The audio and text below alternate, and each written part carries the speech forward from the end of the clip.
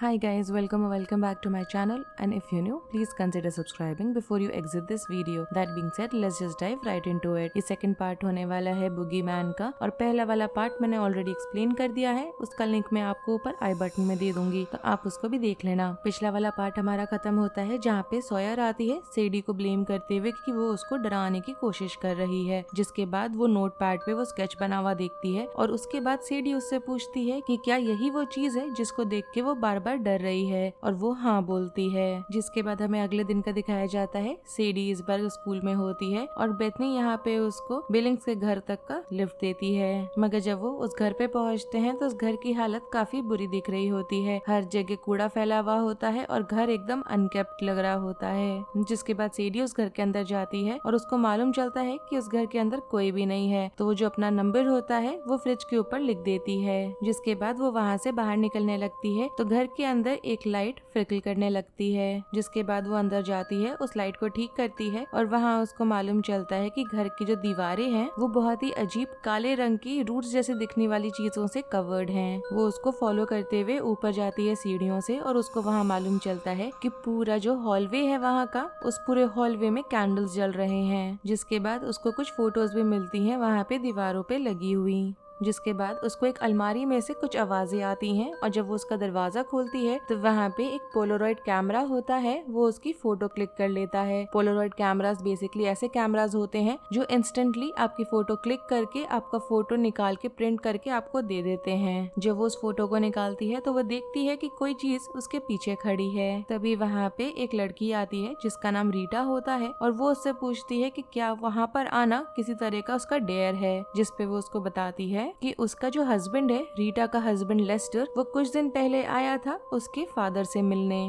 जिसके बाद वो उसको वो ड्राइंग भी दिखाती है और उससे पूछती है कि वो एक्चुअलिटी में क्या चीज है। उसको बताने की जगह रीटा यहाँ पे उस पिक्चर को एकदम फाड़ने के उस पे होती है, और उसको बोलती है कि उसको जाके गॉड को प्रे करना चाहिए कि किसी को भी वो चीज नहीं मिले, और वहाँ से उसको चले जाने को कहती है इसके पहले कि वो खुद को नुकसान पहुँचा दे। यहाँ पे सेडी रीटा को बोलती है कि उसने नहीं, उसकी बहन ने उस चीज को देखा है। जिसपे वो यहाँ पे उसको आगे बताती है रीटा सेडी को कि वो जो चीज है वो ऐसे लोगों के पीछे जाती है जो चीजों को लेके काफी दुखी होते हैं या फिर वर्नेबल होते हैं। उनको हर जगह फॉलो करती है जब तक कि वो इंसान अंदर से पूरा खत्म नहीं हो जाता। और उसके जो बच्चे थे रीटा के, वो उसको द बुगी मैन करके बुलाते थे। यहाँ रीटा आगे उसको बताती है कि जो द बुगी मैन है उसको अपने खाने के साथ खेलना पसंद है, उनको डराना पसंद है, इतना ज्यादा कि वो डर के मारे मर ही जाए, और वो इवन उनसे बात तक करता है। और उस चीज को अंधेरे की जरूरत है जिससे कि वो सब चीज से छुप के रह सके। जिसके बाद उसको यहाँ पे बुगीमैन दिखाई देता है, और वो सेडी को बोलती है कि वो बिल्कुल भी ना हिले, क्योंकि जो द बुगीमैन है वो उसके जस्ट पीछे खड़ा है। जिसके बाद यहाँ पे रीटा अपने राइफल से गोली चला देती है, और इसकी वजह से सेडी जो है सीधे घर से निकलती है और बेथनी की कार पे जाके रुकती है। जिसके बाद सेडी सीधे अपने घर जाती है, और यहाँ पे जब सॉयर उससे बुगीमैन के बारे में पूछती है तो वो काफी ज्यादा अनॉयड लग रही होती है। जिसके बाद वो गुस्से में अपने रूम का दरवाजा बंद कर देती है, और उसको अपने दरवाजे पे नॉकिंग की आवाज आती है, मगर वो सॉयर को बोलती है कि वो वहाँ से चली जाए। और जब वो वापस से जाती है सॉयर के पास उससे बात करने के लिए, तो उसका जो दरवाजा है वो जबरदस्ती जोर से खुलता है, और कोई ऐसी चीज हम देख पाते हैं जो जबरदस्ती सेडी के गले में जाके अपने आप को घुसाने की कोशिश कर रही है। जिसके बाद उसकी नींद खुलती है या फिर वो होश में आती है तो वो अपने बेड पे होती है, और वो रियलाइज करती है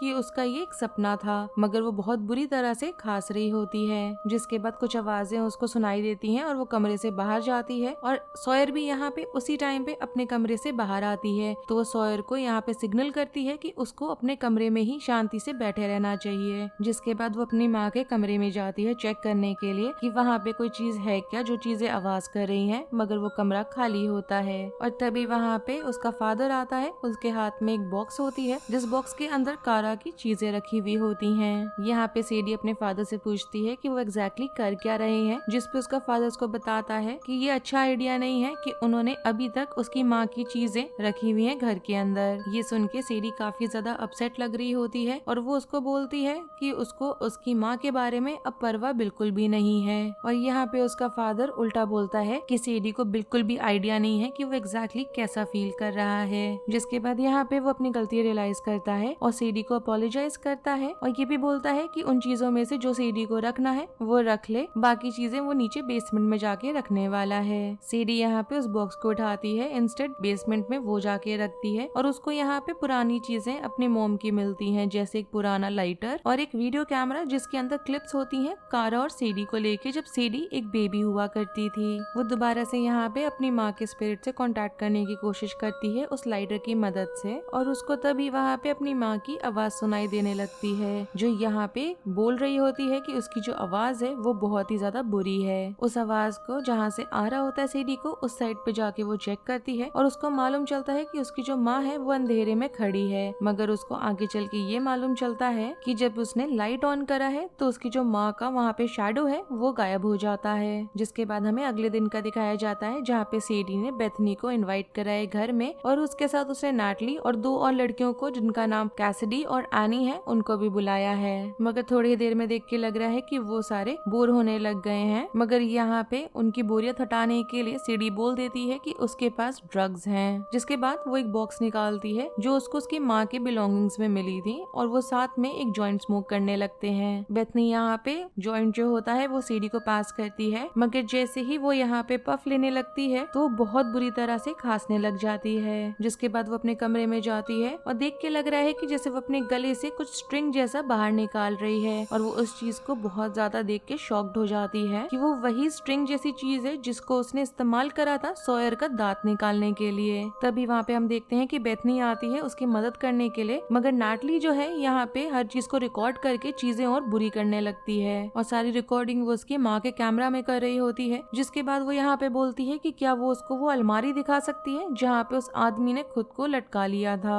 सीडी यहाँ पे उन सबको वहाँ लेके जाती है और बोलती है कि इसके जस्ट पीछे का जो दरवाजे का पार्ट है वहीं पे उस आदमी ने खुद को लटकाया था, और जब वो अंदर ही होती है तब उसको वैसे ही काले रंग के रूट जैसी चीजें जो उसने उसके घर में देखी थी पहले, वही वो अपने घर में देख पाती है इस बार। तभी अचानक से नैटली उस क्लोजेट का दरवाजा बंद कर देती है, और यहाँ पे वो इस चीज का जो एक्सपीरियंस होता है उसको बोलती है एक्सपोजर थेरेपी। यहाँ पे जब सीडी बाहर निकलने की कोशिश कर रही होती है, जो द बुगी मैन होता है वो उसको हॉन्ट करने लगता है। जिसके बाद उसको उसकी माँ की आवाज भी सुनाई देने लगती है, जो उसको बोल रही होती है कि उसकी बहुत ही ज्यादा बुरी आवाज है। जिसके बाद वो दोबारा से अपीयर होती है उसके सामने और धीरे धीरे उसकी तरफ चलने लगती है कि तभी वहाँ पे बाहर जो लड़कियां होती हैं वो दरवाजा खोल देती हैं। सीडी बाहर आती है और वो सारे उससे पूछने लगते हैं कि क्या वो ठीक है, मगर यहाँ पे नैटली उसको बोलती है कि वो सारी चीज को लेके काफी ज्यादा ड्रामा कर रही है। ये सुन के सीडी को बहुत ज्यादा गुस्सा आ जाता है और वो उसको थप्पड़ मार देती है, मगर बेथनी यहाँ पे उसको बोलती है कि वो सारे बाहर से दरवाजा खोलने की कोशिश कर रहे थे, मगर वो दरवाजा ही अपने में अटका हुआ था और खुल नहीं रहा था। यहाँ पे सीडी उसको धक्का दे देती है और बोलती है कि वो झूठ बोल रही है, और वहाँ से सारी लड़कियां जो होती हैं वो निकल जाती हैं। और वो यहाँ पे जाते टाइम सीडी के फादर को ये भी बोलते हुए जाती है कि उनकी जो बेटी है वो साइकोटिक है। तब तक हमें दिखाया जाता है कि सॉयर यहाँ पे प्ले स्टेशन पे गेम खेल रही है, जब वो एकदम से नोटिस करती है कि जो द बुगी मैन है उसके तरफ धीरे धीरे क्रॉल करके आने लगा है। उसको देख के वो बहुत ज्यादा डर जाती है और यहाँ पे छुपने की कोशिश करती है काउच पे ही। धीरे धीरे काउच के पास आता है, ऐसे देख के लग रहा है कि वो उसको ढूंढ रहा है, मगर वो उसको नहीं दिखती है और वो वहाँ से जाने लगता है। सॉयर को देख के लग रहा है कि उसके अंदर से फीलिंग आई है कि वो अब सेफ है, तो धीरे से काउच पे से उठ के बैठती है, मगर तभी अचानक से बुगीमैन को हम देख पाते हैं कि वो टीवी के ऊपर आ गया है और वो उसके ऊपर कूद गया है। जब वो वहाँ से भागने की कोशिश करती है और उसको उठा के टीवी के अगेंस्ट फेंक देता है। तभी हमें अचानक से अगला सीन दिखाया जाता है जिसमें हमें हॉस्पिटल दिखाया जा रहा है, और यहाँ पे सॉयर एकदम से उठी है हॉस्पिटल के अंदर, और वहाँ पे सीडी होती है जो उसको शांत करने की कोशिश कर रही होती है, और सॉयर यहाँ पे उसको बार बार बोल रही होती है कि वहाँ पे बुगीमैन ने उसको मार डालने की कोशिश करी, जिसमें सीडी बोलती है कि वो जानती है और वो उसकी बातों पे विश्वास कर रही है। जिसके बाद उसको यहाँ पे रीटा से एक फोन आता है जो उसको बताती है कि उसको एक रास्ता मिल गया है जिससे वो लोग बुगीमैन से अपना पीछा छुड़ा सकते हैं, और इस चीज को पूरा करने के लिए उसको उसकी मदद चाहिए। तभी यहाँ पे टेलीफोन कॉन्वर्सेशन के बीच में सीडी नोटिस करती है कि उसका जो फादर है वो अकेले कमरे में बैठा हुआ है, तो वो उनके पास जाती है और उनसे पूछती है कि क्या वो ठीक है और वो क्या कर रहे हैं वहाँ पे। तो यहाँ पे वो अपनी बेटी को बताता है कि वो लोग कारा को लेकर आए थे वहाँ पे कार एक्सीडेंट के बाद, और अब यहाँ पे दोबारा से सॉयर को लेकर आए हैं। वो यहाँ पे खुद को सारी चीज को लेके ब्लेम करने लग जाते हैं और ये भी बोलते हैं कि यहाँ पे सॉयर को अपनी माँ की डेथ को प्रोसेस करने के लिए जितनी चीजों को करने की जरूरत थी उन्होंने नहीं करा है, और जो भी उन्होंने करा वो काफी नहीं था, और इन्हीं चीजों के चलते यहाँ पे उनकी बेटी को मैनिफेस्टेशंस आ रही हैं अब दिमाग के अंदर। सीडी यहाँ पे उन्हें क्लैरिफाई करती है कि जितनी चीजें चल रही हैं वो सब असली में हो रही हैं और वो किसी भी तरह का मैनिफेस्टेशन नहीं है। यहाँ पे वो आगे ये भी बताती है कि जब वो अलमारी के अंदर बंद थी तो उसने भी कोई चीज देखी थी, मगर वहाँ पे काफी ज्यादा अंधेरा था।